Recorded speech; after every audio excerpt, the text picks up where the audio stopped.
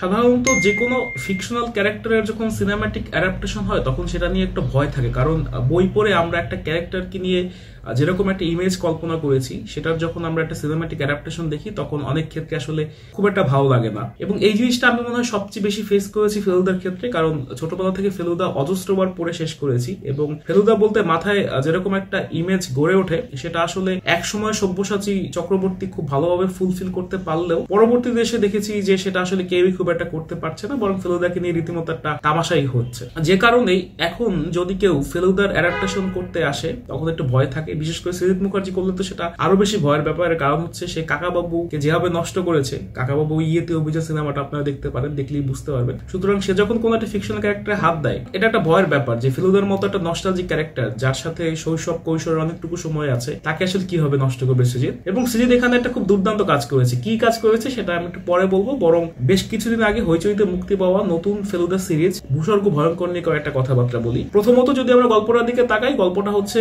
ফেলুদা, জটায়ু এবং তোপসে তারা কাশ্মীর গিয়েছে এবং যেমন আমরা জানি যে ঢেকি সরে গেলেও ধান ভানে, সেটা ফেলুদার ক্ষেত্রে হয়েছে। কাশ্মীর থাকাকালীন তার সাথে পরিচয় হয় রিটায়ার্ড জাজ মিস্টার মল্লিকের। মিস্টার মল্লিক পরবর্তীতে খুন হন এবং এই খুনের ইনভেস্টিগেশনের নামে ফেলুদা। এবং মাথায় রাখতে হবে যে তখন কাশ্মীর একটা পলিটিক্যাল আনরেস্ট অবস্থা চলছে, সো এইটার সাথে গল্পের কিছুটা কানেকশন আছে। প্রথম কথাবার্তা হচ্ছে গল্পের এক্সিকিউশন। সত্যজিৎ রায় যেভাবে রেফারেন্স গুলো টেনেছিল, যে কথাবার্তা গুলো বলেছিল, যেভাবে কাহিনীটা সামনে নিয়ে গিয়েছিল সেটার বাইরে খুব একটা যাননি, বা বই পড়তে পড়তে যেরকম একটা দৃশ্যাবলী চোখের সামনে ভেসে উঠেছিল সেটাই আসলে এই গল্পের ক্ষেত্রে পেয়েছি, এই সিরিজের ক্ষেত্রে পেয়েছি। তার চেয়েও সুন্দর বিষয় হচ্ছে কাশ্মীরকে যেভাবে পোর্ট্রেয়াল করা হয়েছে এবং সেই কাশ্মীরের পটভূমিতে থ্রি মাস্কেটিয়ার্স যেভাবে গল্পটাকে সামনে নিয়ে গিয়েছে সেটা টু সাম এক্সটেন্ট বেশ ভালো লেগেছে।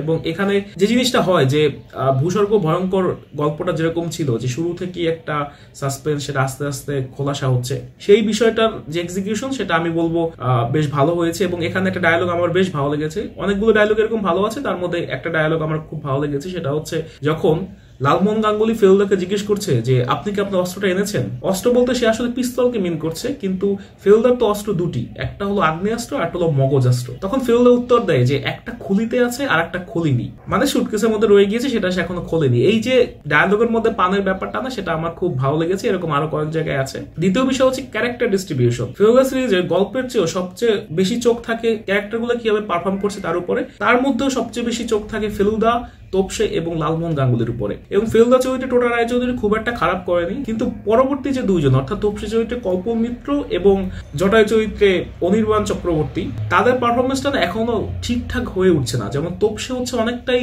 চালাক চতুর একটা ছেলে যে ফেলুদার সাথে বেশ ভালোই একটা সাপোর্ট দেয়, সেই জায়গাটাতে এখনো কল্পন মিত্র ধরতে পারেনি বলে আমার মনে হয়। এবং জটায়ু চরিত্রে অনির্বাণ চক্রবর্তীকে দেখলে আমার একেন বাবুর কথাই মনে পড়ে, আমার আসলে জটায়ুর কথা মনে পড়ে না। নির্মল বিনোদনের আধার যে একটা কমিক রিলিফ হিসেবে থাকে এবং যা চোখে মুখে সরলতা সবসময় খেলা করে, এই বিষয়টা না আমি আসলে একেন বাবু অর্থাৎ অনির্বাণ চক্রবর্তীর মধ্যে এখনো পেয়ে উঠিনি। এরা ছাড়া বাকিদের অভিনয় ভালো, বাকিদের খুব একটা স্পেস থাকে না ফেলুদার গল্পে, সুতরাং তারা যে খুব একটা করার সুযোগ পেয়েছেন তা বলতে পারবো না। রজতাভ দত্ত ভালো অভিনয় করেছেন, পাশাপাশি ক্যামিও চরিত্রে কিছু কিছু মানুষ ছিলেন, তাদের অভিনয় বেশ ভালো লেগেছে।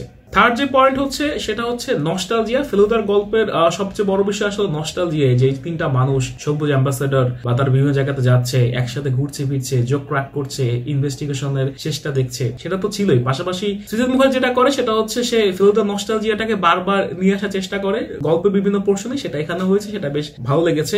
এইখান থেকে আসবো নেগেটিভ পয়েন্ট। নেগেটিভ পয়েন্টও দুই একটা আছে। প্রথম নেগেটিভ পয়েন্ট হচ্ছে এখানে যে কাশ্মীরের পলিটিক্যাল সিনারিওটা প্রথমে দেখানো হয়েছে খুব একটা ভালো লাগেনি। এই গল্পটা শেষে যদি আমরা দেখি যে আমার মনে হয়েছে একটু তাড়াহুড়া করে শেষ হয়েছে, আরেকটু সময় নিয়ে আরেকটু ধীরে ধীরে শেষ করা যেতে পারতো। ক্লাইম্যাক্সটা আরেকটু অ্যাড্রেনালিন রাশ দিত, তাহলে হয়তো আরেকটু ভালো লাগতো। তো এই ছিল আজকে রিভিউ, দেখাবে পরবর্তী কোনো ভিডিওতে। টিল দেন ভালো থাকুন, সুস্থ থাকুন, সাইনিং অফ।